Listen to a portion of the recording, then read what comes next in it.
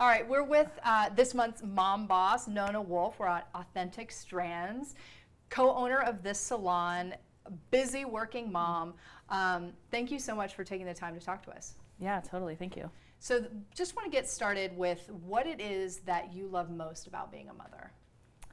I mean, I got really lucky. So I call her my little angel. She is just like me, and so she bops around with me everywhere. So I think like the ease of like just how chill and having someone like me, but a little cuter, running around. So I think that's my favorite thing. Having your little mini me Yes, bestie. yes. Why not? What's the hardest thing for you so far?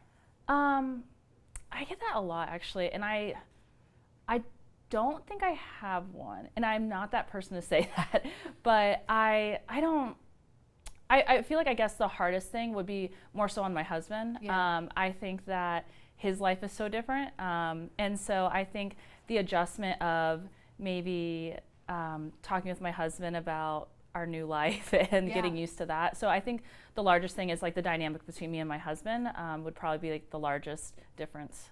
Because he's very hands-on, very Yes. involved. Yes. I have like an erratic schedule, so he has to like step up to the plate Yeah. a lot more. Where I think a lot of the moms, like in a normal role, would probably be a lot more hands-on. And I think that my husband is really like the go-getter and really takes care of a lot of that. So I think that he does an amazing job, but he's out of his routine. He's used to working out afterwards and, living the young 30 life. Sure. And now he carries around a diaper bag and cocoa and, so. Does that make you love him more? Yeah, totally. I mean, like now he's working out. So now he like has this like body and he's a dad. Yeah. And so I think that like, and gaining like a gray hair too, like it's Yeah. just changed the dynamic for him.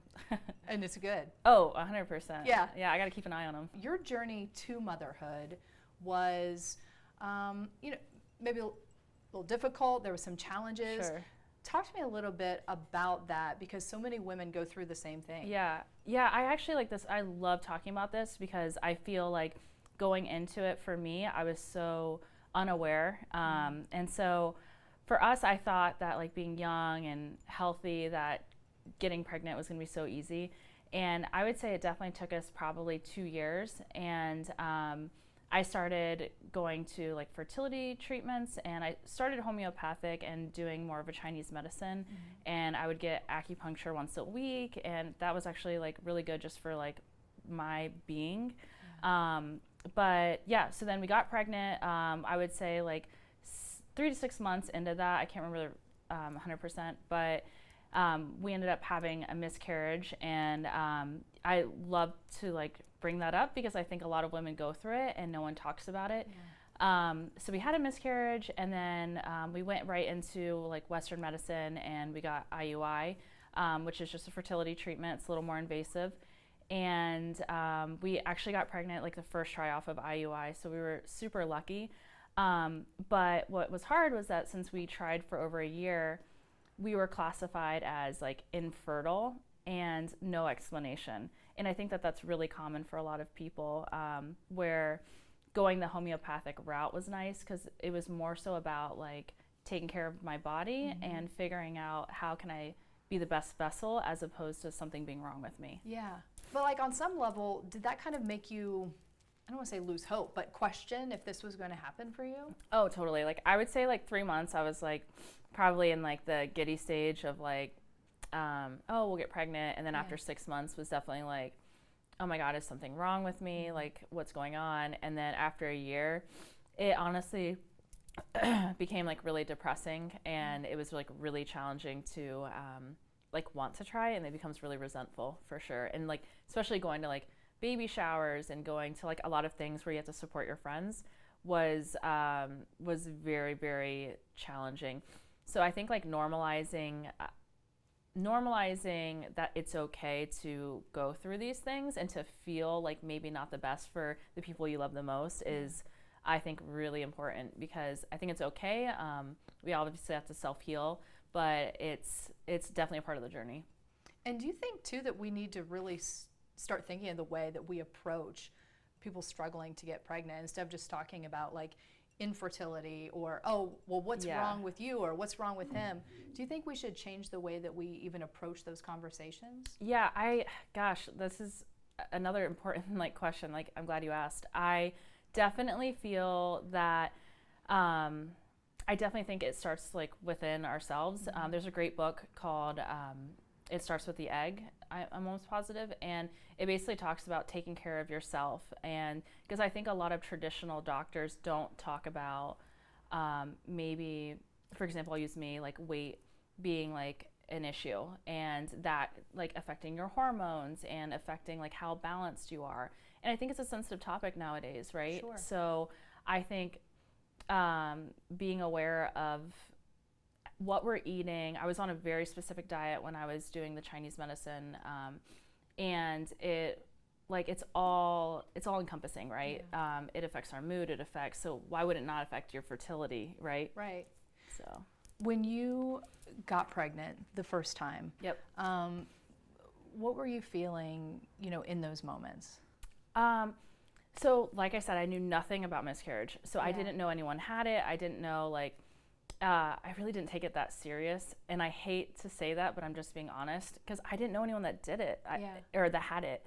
And so I was so excited, and I literally told, I think, like 10 people right off the bat. Right away. Because I was like, I don't know, I was naive, right? And so I was so excited. So it definitely was crushing, like when I found out that we had lost.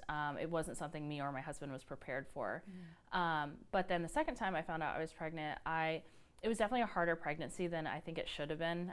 And we got pregnant the first week of COVID shutdown is when I found out I was pregnant.